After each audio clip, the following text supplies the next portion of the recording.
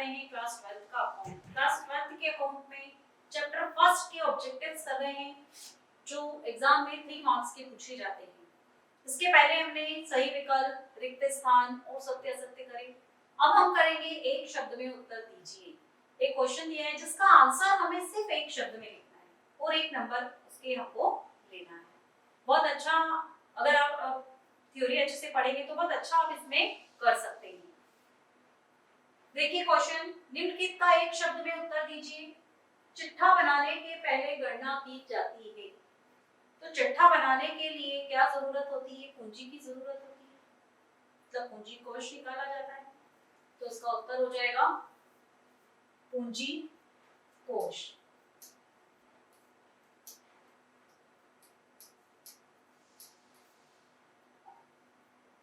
गैर व्यापारिक संस्थाओं के 2 उदाहरण दीजिए। गैर व्यापारिक संस्थाओं के 2 नाम लिखना है हमको। सेकंड वाले का पहला क्या लिख सकते हैं हम? अनाथालय।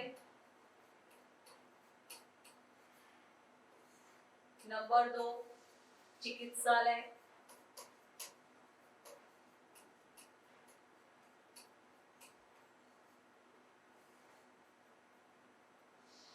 स्कूल भी लिख सकते हैं, कॉलेज भी लिख सकते हैं आप, है ना। तो ये सब हैं जो गैर व्यापारिक संस्थाएं हैं जिनका उद्देश्य लाभ कमाना नहीं होता है। आयव्यय खाता कैसा खाता है? आयव्यय खाता कैसा खाता है? नाम मात्र का खाता है। क्यों? क्योंकि किसी भी संस्था की एक निश्चित तिथि को लाभ या हानि, बचत या घाटा जानने के लिए बनाया जाता है। नाम मात्र।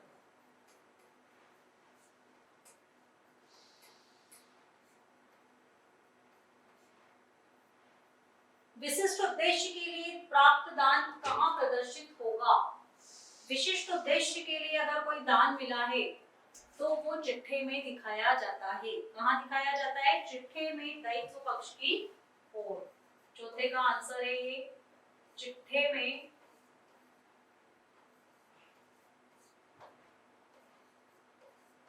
दायित्व पक्ष की ओर।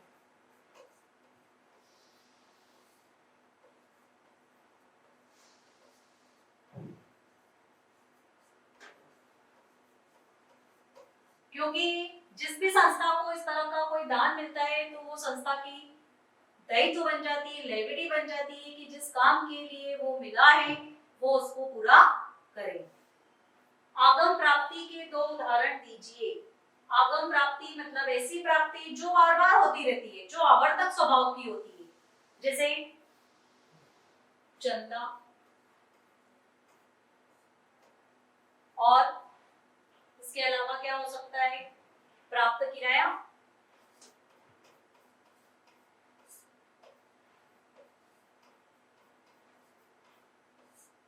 चंदा और प्राप्त किराया, ये किसी भी संस्था की प्राप्ति के साधन हैं। तो ये थे हमारे एक शब्द में उत्तर दीजिए जिसका हमें सिर्फ एक ही शब्द में उत्तर देना है। ठीक है, अब इसके बाद हम पढ़ेंगे सही जोड़ियां कि सही जोड़ी अगर दी जाए तो हमें किस तरीके से उसको सॉल्व करना है, कौन कौन से इसमें हो सकते हैं। देखिए सारणी आ में कुछ हमको दिए गए हैं जिनको सारणी ब से हमको मैच करना है। विशिष्ट दान का लेखा, अभी जस्ट मैंने आपको बताया था इसके पहले एक शब्द में, चिट्ठे के दायित्व की ओर दिखाया जाता है। देखिए इसमें कहां दिया है? चिट्ठे के दायित्व की ओर, ये दिया है। ये पहले का आंसर हो गया हमारा। ठीक है, आय व्यय खाता, आय व्यय खाता किसलिए बनाया जाता है बताइए? आय व्यय खाता एक तो अधिक या कमी को भी कर सकते हैं आप, और एक नाम मात्र का खाता होता है, ये भी कर सकते हैं। तो हम पहले नाम मात्र का खाता ले लेते हैं इधर, ये दूसरे का आंसर हो गया। स्थिर दान कोष, स्थिर दान कोष जो है वो क्या होती है? संस्था की पूंजीगत प्राप्ति होती है। क्या होती है? पूंजीगत प्राप्ति। पूंजीगत प्राप्ति मतलब ऐसी प्राप्ति जो संस्था को बार बार प्राप्त नहीं होती है। चिकित्सक, चिकित्सक मतलब डॉक्टर। कौन होते हैं ये? डॉक्टर, इंजीनियर, वकील, सब क्या होते हैं? ये पेशेवर व्यक्ति होते हैं। तो अब आप देखिए इसमें पेशेवर व्यक्ति कहाँ लिखा है, ये लिखा है, तो इसका आंसर हो जाएगा चौथे वाले का ये। आर्थिक स्थिति का द्योतक नहीं, क्या कौन सा वाला, प्राप्ति भुगतान खाता। ये क्वेश्चन भी है, अभी आपको आगे बताया जाएगा कि प्राप्ति भुगतान खाता किसी भी संस्था की आर्थिक स्थिति का द्योतक नहीं, मतलब सूचक नहीं है।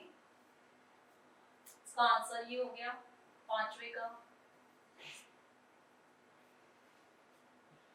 पूंजीगत आय एवं व्यय, पूंजीगत आय एवं व्यय दोनों चीजें हम कहाँ लिखते हैं, प्राप्ति भुगतान खाते में। विद्यालय एक गैर व्यापारिक संस्था है, ये 7वें नंबर का हो गया। आय व्यय खाता अधिक या कमी को जानने के लिए बनाया जाता है, ये हो गया। गत वर्ष का अदत्त व्यय, गत वर्ष का अगर अदत्त व्यय है तो वो कहाँ जाएगा, प्रारंभिक पूंजी में। और चालू वर्ष की अग्रिम आय चिट्ठे में जाएगी। एक ही बचा है अब ऑप्शन हमारे पास, तो यहाँ पर लिख देंगे हम, ये हो गई हमारी सही जोड़ियां। ठीक है, सही जोड़ियों के बाद अब हम देखते हैं अति लघुत्तरीय प्रश्न जो 2 नंबर में आपको पूछे जा सकते हैं। तो देखिए 2 नंबर में जो क्वेश्चन है वो आपको कोई न्यूमेरिकल क्वेश्चन भी छोटा सा पूछा जा सकता है, जैसे स्टेशनरी का कैलकुलेशन, चंदे का कैलकुलेशन की पर्टिकुलर किसी भी साल के 2017, 18 या 19 के हाईवे खाते में आप चंदे की कितनी राशि प्रदर्शित करेंगे, और अथवा में कोई क्वेश्चन एक दे दिया आपको, ऐसा भी हो सकता है। और या फिर दोनों थ्योरी के क्वेश्चन भी आपको पूछे जा सकते हैं। तो अब हम देखेंगे जो 2-2 नंबर में क्वेश्चन आते हैं जो आपको सिर्फ 2 से 3 लाइन में लिखना है, इससे ज्यादा में उनका आंसर हमको नहीं देना है। तो पहला क्वेश्चन है हमारा, लाभ न कमाने वाली संस्थाओं से क्या आशय है। लाभ न कमाने वाली संस्थाएं ऐसी संस्थाएं जो समाज सेवा और समाज कल्याण के उद्देश्य से खोली जाती हैं। इनका उद्देश्य लाभ कमाना न होकर परोपकार और सेवा भावना होता है। इन संस्थाओं के उदाहरण हैं शिक्षण संस्थान, महाविद्यालय, महाविद्यालय के बाद में चिकित्सालय, अनाथालय, मनोरंजन क्लब, ये सब गैर व्यापारिक संस्थाओं या लाभ न कमाने वाली संस्थाओं में आते हैं। इसके बाद एक प्राप्ति भुगतान खाते से क्या आशय है। प्राप्ति भुगतान खाता रोकड़ पुस्तक का सारांश होता है और किसी भी गैर व्यापारिक संस्था के द्वारा इसको बनाया जाता है। किसी एक पर्टिकुलर डेट में संस्था को कितनी प्राप्ति हुई, कितना भुगतान हुआ और वर्ष उसके बाद में उसके पास रोकड़ का जो अंतिम शेष है उसकी जानकारी के लिए ये बनाया जाता है। इसमें समस्त नगद व्यवहारों का लेखा होता है, इसमें किसी तरह का कोई समायोजन नहीं किया जाता है। इसके बाद है आय व्यय खाते का अर्थ बताइए। आय व्यय खाता गैर व्यापारिक संस्थाओं के द्वारा बनाया जाने वाला एक खाता है जो लाभानी खाते की तरह होता है। इसमें समस्त खर्चे डेबिट साइड में लिखे जाते हैं और समस्त आय को क्रेडिट साइड में लिखा जाता है। इसमें सिर्फ चालू वर्ष से संबंधित मदों का ही लेखा होता है, पूंजीगत मदों का लेखा इसमें नहीं किया जाता है। सिर्फ आगमगत प्राप्ति और आगमगत व्यय ही इसमें लिखे जाते हैं। तो ये थे हमारे 2-2 नंबर वाले क्वेश्चन जो आपको पूछे जा सकते हैं एग्जाम में। Thank you.